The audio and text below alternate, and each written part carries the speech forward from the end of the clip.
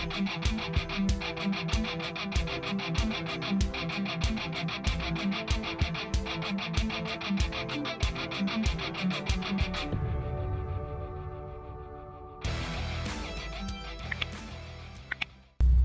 l'entendez le 6 cylindres en ligne là? Ça c'est une petite merveille. Je suis chez Benoît en Ile-de-France. Il m'a donné les clés de chez lui pour vous faire découvrir un peu son royaume. C'est un pur collectionneur de Honda et de japonaises. Je ne vous en dis pas plus. Allez, c'est parti. Salut Benoît, parle-nous un petit peu de cette superbe Datsun. La raison pour laquelle elle s'appelle Datsun alors que ça devrait être une Nissan, Oui. étant donné que le moteur est badgé Nissan, c'est que historiquement c'était l'époque donc 70-73, celle-là des 273 c'est la dernière série des 240, donc de litre 4. En fait ils les ont badgés Datsun parce que pendant la guerre du Vietnam, les Viet Cong avaient des commandes cars, c'est-à-dire des camions Nissan. Et ils ne pouvaient pas vendre des voitures aux États-Unis badgées Nissan parce que ça leur rappelait trop la guerre du Vietnam. Ok, tu m'étonnes. Donc ils les ont appelés politique, Datsun. on va dire. Mais le moteur, vous verrez plus tard, mais le moteur est badgé Nissan. C'est des 6 cylindres en ligne Nissan qu'il y a eu sur les 240, 260, 280. Le bloc, il a servi à plein de choses, en diesel, en essence, voilà. Ça reste un 6 cylindres et à l'origine, c'est un 150 chevaux. Et donc l'appellation 240, c'est pour le 2 litres 4, 6 cylindres en ligne. Exactement. Okay. Ouais. Et c'est pas forcément donc, le plus gros modèle, vu que tu m'as parlé de Alors 60. après, il y a eu des évolutions, puisque après, en 73, il y a eu des restrictions au niveau de la pollution. Donc ils ont commencé à mettre des pots catalytiques aux États-Unis, peut-être en France d'ailleurs, mais je n'en avancerai pas. Et comme ils perdaient de la puissance, ils ont augmenté la cylindrée du moteur, qui est passé de 2 litres 4 à 2 litres 6, mais avec moins de puissance. Alors j'ai pas les chevaux exacts, mais c'était moins de 150 chevaux pour plus de puissance en fait. Mais en chevaux elle faisait moins et elle avait plus de coffre en fait. Et ils en ont aussi profité pour faire une 2+2, c'est-à-dire que là c'est une 2 places, et après la 260 elle a pris 20 cm, il y avait 2 petites places à l'arrière. Ah, d'accord. Donc okay. La 260. De toutes ces aides, on va dire, quelle est la plus recherchée ou celle qui a une particularité plus qu'une autre? Alors la plus recherchée c'est la 240. Le problème c'est que la 240 il y en a plus beaucoup en bon état. Elles viennent nous quand on les achète essentiellement des États-Unis parce que c'est là où il y en a eu beaucoup. Mais elles sont en priori, elles ont 50 ans. Alors, comme une voiture qui a 50 ans, elles sont toutes fatiguées. De moins en moins là, pour l'instant de moins en moins, on en trouve de moins en moins qui viennent des États-Unis. Mais l'âge d'or c'était il y a 5-6 ans où vraiment il y avait vraiment beaucoup de voitures qui arrivaient, mais dans de sales états. Et il y a quelques exemplaires français vraiment qui ont été vendus sur le marché français avec quelques spécificités au niveau des rétros notamment, et puis à l'intérieur des petites babioles il n'y avait pas grand chose qui changeait, mais les voitures d'origine française qui roulent aujourd'hui elles ont toutes été refaites parce que c'est impossible. Okay. Elles sont toutes parties en... Parce que c'est vrai qu'à l'époque on n'avait pas tout ce système d'anti-rouille, etc. Non, donc forcément une voiture qui a 50 ans. Est-ce que ces clignotants là c'est des spécificités justement des US? Ouais. On est d'accord. Les répétiteurs US. Ouais. Par contre, une chose qu'on ne voit pas là-dessus, c'est qu'aux US, ils avaient des espèces de tampons, comme toutes les voitures à l'époque, sur les pare-chocs qui étaient horribles. Et quand elles arrivent en France, on les vire parce qu'on n'en a pas besoin. Mais normalement, il y a des. D'ailleurs, ça, c'est un pare-choc qui a été changé, puisque normalement, il y a des trous pour accrocher les tampons. Et alors, il y a même plus que des tampons, c'est que sur celle-là, il y avait des tampons, il y avait une espèce de barre qui venait à l'avant, qui était très très moche, donc ça a été viré, quoi. Et donc, toi, celle-ci, tu l'as récupérée en France ou c'était un import des États-Unis? Alors, c'est un import des États-Unis qui est passé par la Hollande, qui était dans un état propre et que j'ai amélioré au fil du temps. De cette couleur-là, comment tu dis, toi Alors, moi, quand je l'ai acheté, elle était de cette couleur-là, mais c'est sa couleur d'origine parce qu'on a retrouvé, d'ailleurs, l'AB moteur, elle est entièrement dans son jus.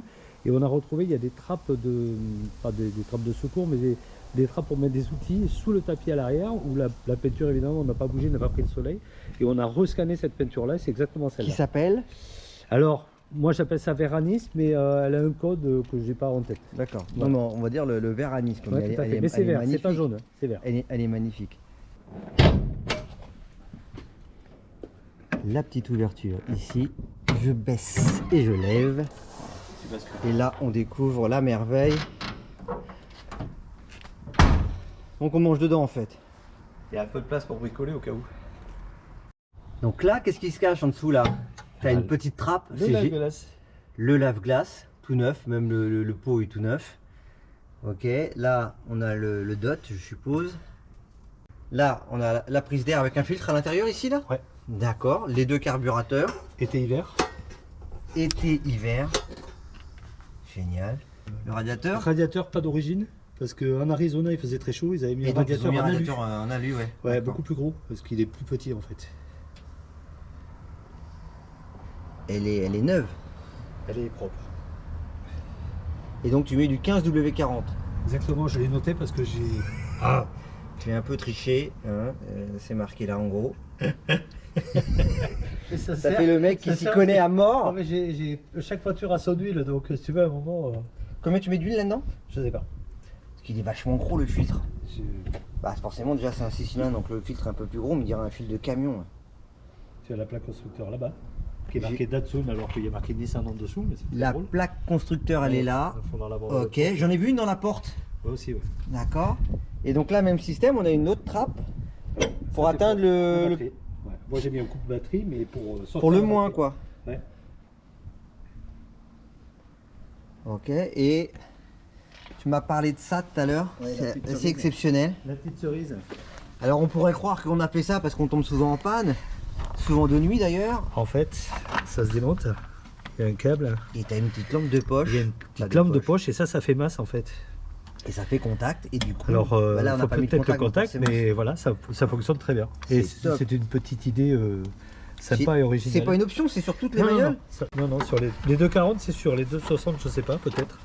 Donc on a dit moteur donc 6 cylindres en ligne, 6 cylindres en ligne, qui a 100, servi 150 chevaux combien? ouais, 150 chevaux. 150 chevaux. Et qui a servi dans plein de voitures, plein de véhicules Nissan. Le collecteur il est d'origine? Alors non, Non. le collecteur, il a une petite particularité. Quand j'ai acheté la voiture, ça a été la surprise quand je l'ai montré à mon mécano. Le collector, il est traité au téflon pour favoriser le refroidissement en fait. C'est une chose que même sur ta voiture tu ne mettrais pas parce que ça coûte très cher. Mais comme elle était aux États-Unis qui devait faire 40-45 Voilà, degrés eh tous ben, les jours, ils avaient- forcément ils ils ont avaient mis adapté le Et c'est moteur. un peu la surprise parce que le collecteur est magnifique. Oh non, il est vraiment très très bien. Génial. Hop, le capot. La bosse sur le capot, c'est la même, il n'y a pas de particularité.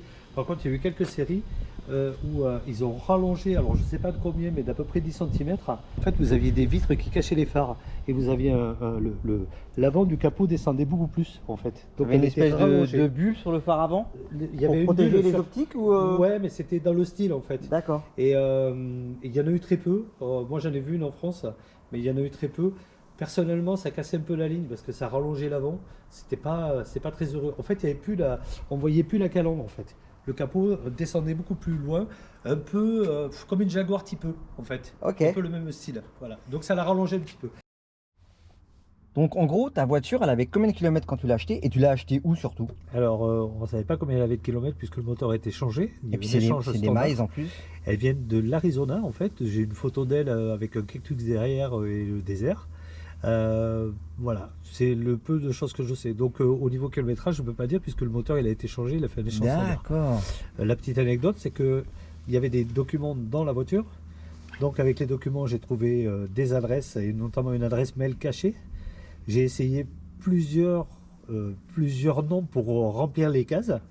Et j'ai trouvé la personne qui avait restauré la voiture aux États-Unis. Génial ça. Qui a été un peu surpris quand même que tu je le lui envoie retrouves. des photos et qu'ils me disent mais qu'est-ce que vous voulez en Ah gros. ouais, ah, Et je dis t'imagines. ben voilà, c'est moi qui ai C'est acheté la bien. voiture, vous inquiétez pas, il n'y a pas de souci. Je voulais savoir un petit peu l'historique. Et de là, il m'a envoyé des photos avant la restauration. C'est Et top, c'est là où ça. j'ai vu que le moteur avait été changé parce qu'il était en vrac.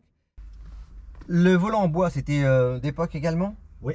C'est vraiment Par américain contre, à mon aussi avis, ça. c'est pas du bois, hein, c'est du plastique. Ouais. Mais c'est une imitation bois. Volant 3 branches. Les Le commodos, centre, oui, c'est sûr. les commodos sont vachement gros. Hein. Et ça, c'est l'origine. Il n'y a rien de.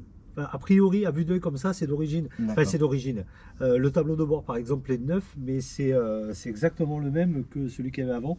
Sauf que comme elle était dans l'Arizona, en plein soleil, dans le désert, le pare-brise, pardon, le tableau de bord, il avait ah dû. ben, il était fendu, j'avais une fente d'1 centimètre au milieu. Et j'ai changé aussi le pare-brise qui était bombardé d'impacts de sable. Alors c'est une propulsion, on est d'accord. 4 vitesses. Ouais. plus marche arrière. Ouais. Alors petite anecdote sur les versions françaises, c'est une boîte 5. Et le Hazard là, c'est quoi en fait? Là, c'est le warning. Ah oui, le comté de Hazard. Ça c'est une petite dédicace, vous comprendrez un jour pourquoi. D'accord, c'est les warnings. Ouais. Et donc là, tu as mis toi-même un petit USB quoi, Oui, pour récupérer. Mais c'est non, Ah, c'est l'allume-cigare. C'est l'allume-cigare, ouais. Ah, génial. Oui, on peut l'enlever. Enfin, oui, c'est l'allume-cigare classique. Parce Oui, que là, puis tu as une oui, espèce parce que- de trappe là. Alors ça, c'est. Alors On ça, n'y touche c'est. pas, ouais. Non, c'est une lumière, Ouais, ça. C'est une lumière? Ça, c'est une lumière. Ah, ouais. ça c'est une lumière, d'accord. On génial. appuie et ça s'allume. C'est Miracle, elle génial. marche. Et elle marche. Et là, il est là. Non, il devait être en dessous. Non, même pas. Alors, là, il y avait l'allume-cigare et le cendrier était là. Ah, le cendrier, il est là. J'espère on que va bon, remonter c'est là, un hein. peu le bordel, mais bon. Non, voilà. non. Là, c'est le starter. Ouais. Alors, c'est marrant que le frein à main soit côté passager. C'est la boîte à fusible. La boîte à fusible. Elle est là. D'accord. Bah oui, tu vas Chaque- pas la chercher devant. Ouais, bah, elle est dans le moteur, moi j'aurais été la chercher. Mais Bah non, elle est bien là. elle est bien là. Mais au moins, c'est pratique. Ah, Bah, il doit oui, manquer. En plus, il y a- Voilà, normalement, il devait y avoir un petit truc qui permettait de l'ouvrir. Mais bon, ça n'existe plus. Ah, putain, c'est quoi. Voilà, il fallait pas y toucher. Il fallait pas y toucher. Là, c'est bon. Et donc là, on a toutes les aérations. Ouais. Et là, c'est pour ouvrir. Oui, c'est une trappe en cas de quand il fait chaud, on ouvre la trappe et j'ai de l'air qui vient directement de devant le moteur des deux côtés Là. pour aérer parce qu'en fait verra ça. elle chauffe un peu mais bien. Elles sont vraiment basses, les poignées. Ouais. C'est rare de voir une voiture avec les poignées aussi basses. T'as rien à dire là-dessus. Hein. J'ai rien à dire là-dessus à part Non, mais que moi, ça m'a surpris quand je suis rentré. J'ai vu les poignées qui étaient super basses. à part que le système à l'arrière, il y a des bouts de plastique qui ont 50 ans et qui supportent pas le temps qui passe. Et qu'aujourd'hui, on est à la recherche de gens qui vont nous faire des pièces en 3D parce qu'on les trouve pas en fait. C'est des Ouais. bouts de plastique qui cassent très facilement. Et donc, il n'y avait pas les vitres électriques à l'époque ou c'était Non, pas... non, j'ai jamais entendu parler de vitre électrique. Ça fait quand même vachement américain. Ouais. Autoradio d'époque. Ouais. C'est quoi la marque? Bonne question. C'est un Swede. T'as pas révisé par contre, hein. Blackpool. On dirait que tu connais pas ta voiture. Tu rigoles ou quoi? C'est pas Blackpool? Je sais pas, c'est marqué SW, volume, tone, non, ça c'est... Ça là, ça. C'est quoi là? Non, c'est tone. Oh, peut-être que c'est un Blackpool, mais il ne marquait pas à l'époque. Et ça c'est l'antenne. Oh, c'est génial. Fasten seatbelt. C'est quand tu mets pas ta ceinture? Là. Alors logiquement ouais, mais ça marche plus depuis longtemps. Il faut changer le fusible. Ils sont beaux tes sièges. Ouais, ça a été refait, mais c'est conforme à l'origine. Les ceintures, c'est vraiment américain quand même. Hein. Parce que t'as pas d'enrouleur en fait. Si? Si, il y a un enrouleur, mais ici l'enrouleur. Ah, ok, d'accord. Et ça, c'est en deux parties. Alors je l'ai bloqué aujourd'hui parce que j'en pouvais plus. En fait, ça se détache en deux. Ça se détache en deux. Et c'est le bordel parce que quand tu les mets, ça a tendance à se détacher. Tu es obligé de le détacher pour le remettre. Si, il y a un enrouleur. Et donc à l'arrière, on a quand même beaucoup de place. Pour les bagages, ça on l'a vu. Il y a quand même pas mal de chromes qui sont superbes. Hein. Il n'y en a pas beaucoup. Tu trouves qu'il n'y en a pas beaucoup? Ouais, ça va. Regarde tous les contours de vitres, les seuils de porte, les rétroviseurs. Ça va bien avec les jantes et les pare-chocs. Moi je trouve qu'il y en a pas mal et ça fait très joli.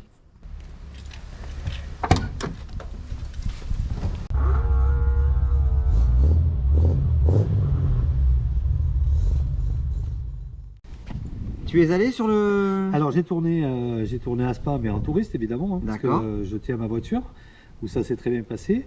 À droite, vous avez le petit sigle Datsun pour le 50e anniversaire de la 240. Ça, c'est le club Datsun France. Et à gauche, vous avez le sigle Dynamite, qui est juste un petit peu plus haut, qui est aussi un club qui est plus général sur les Nissan et les Datsun. Ça fait les deux en fait. Voilà.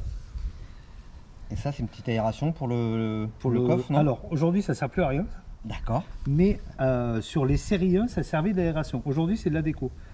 Et donc sur ta jalousie, tu as un système Ouais, pour faire le ménage. de loquet pour pouvoir nettoyer la vitre, c'est ça? C'est ça. Et alors, au miracle, elle est propre. Et la vitre est propre, mais tu savais que tu allais faire un sujet quand même. Voilà. Et donc là, comme tu disais tout à l'heure, on n'a pas un 2+2, mais juste une 2 Non, places. ouais. Et donc tu as un super grand coffre Très grand coffre. qu'on va pouvoir... Vas-y, je te laisse refermer. Ouais. On Juste va- une petite anecdote. Hein. les Le dégivrages, ça c'est la série 2 de la 240. Les toutes premières séries, les dégivrages, ils étaient verticaux et il y a des petites aérations, c'est à ça qu'on les reconnaît. D'accord, et là on 69-70. voit bien que c'est siglé Nissan.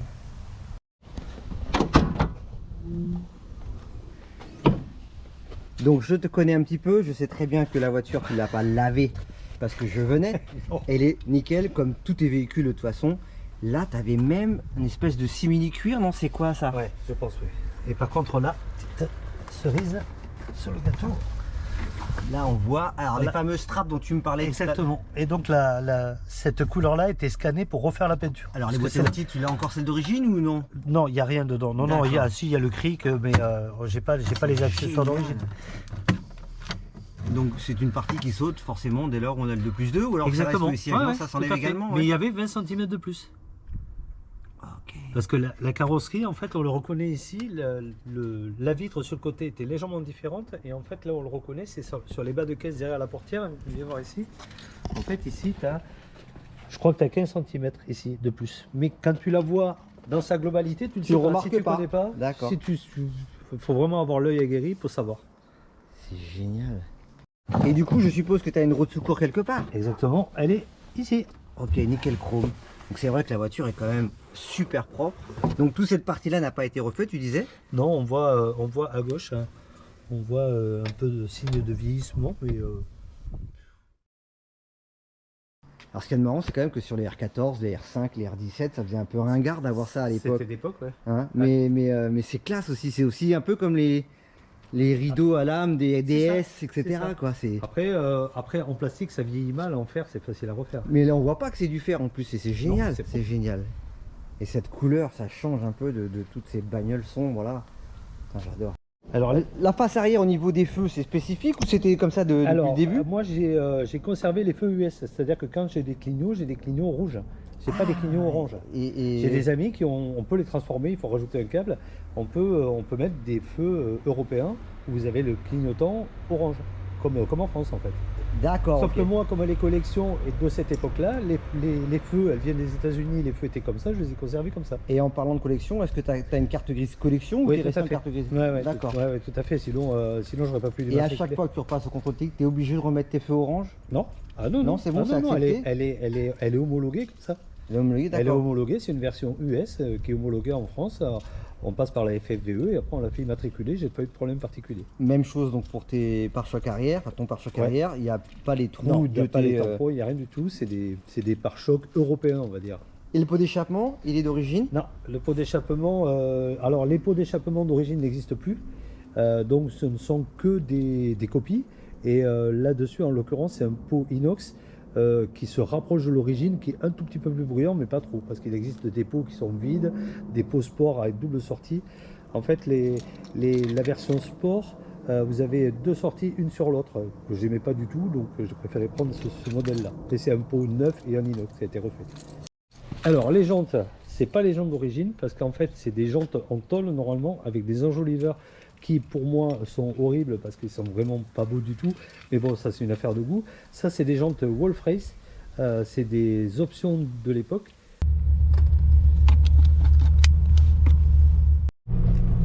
Comment t'es venu aux japonaises et particulièrement au Datsun et au Honda? En fait, je suis venu aux japonaises par hasard. Je travaillais dans le 11e arrondissement à Paris et il y avait une nana asiatique qui avait une S800 et qui en avait absolument rien à battre, qui se garait à l'époque, il y avait encore beaucoup de stationnements, qui poussait les voitures, sa voiture elle était explosée de partout. Et cette voiture là, je suis tombé amoureux de la forme parce que je trouvais ça trop joli, mais j'y connaissais absolument rien, je ne savais rien du tout. Et c'était une époque aussi où j'avais autre chose à faire que de chercher des voitures. Et puis j'ai commencé à trouver la S800, rentrer au club, commencer à parler japonaise. Puis j'ai la 240, je la connaissais quand j'étais jeune, mais c'est une voiture inaccessible pour moi. Et voilà quoi. Après j'ai aucun rapport avec la mécanique. Je fonctionne à la passion. Ce ne sont que des coups de cœur. Et essentiellement pour la forme, ce qui explique que les voitures que j'ai sont souvent des deux places avec des jolies formes. Voilà.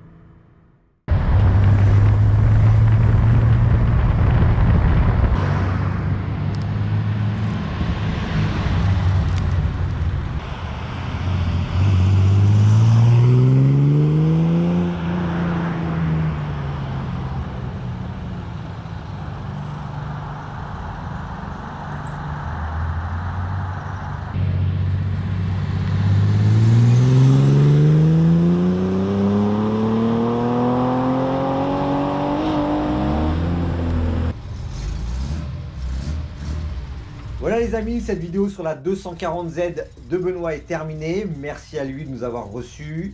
Sur ce, moi je vous dis à très bientôt sur la chaîne et bien entendu, prenez soin de vous.